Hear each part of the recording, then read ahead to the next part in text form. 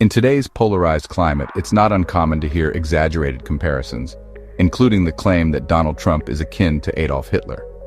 But is this accurate, or is it a distortion rooted in political rhetoric rather than historical fact? Let's look at the evidence. Adolf Hitler led a fascist regime that imposed total control over the German economy. Private enterprise was tightly regulated under the Nazi state, and industries operated under the whims of central planning. Access to resources was rationed, speech was censored, and dissenters were either imprisoned or eliminated. Hitler demonized entire ethnic and religious groups, most infamously the Jewish people, using state propaganda and institutional violence to dehumanize and persecute them. He believed in a racial hierarchy that placed so-called Aryans above all others, driving his genocidal policies. Now let's contrast that with Donald Trump. Yes, Trump's political style is nationalistic and populist, but economically he does not advocate for total state control.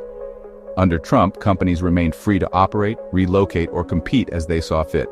He did promote tariffs and economic protectionism, but that's a far cry from fascist command economies.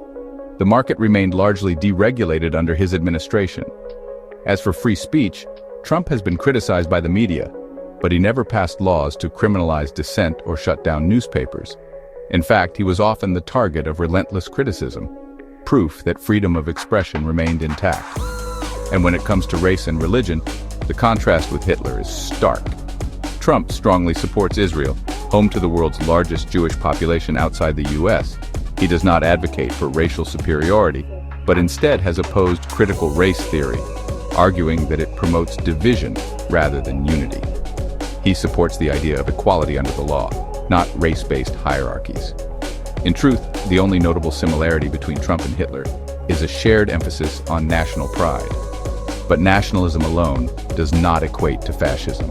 Patriotism, even when strongly expressed, is not inherently dangerous unless paired with authoritarianism and oppression, traits far more characteristic of Hitler's regime than of Trump's presidency.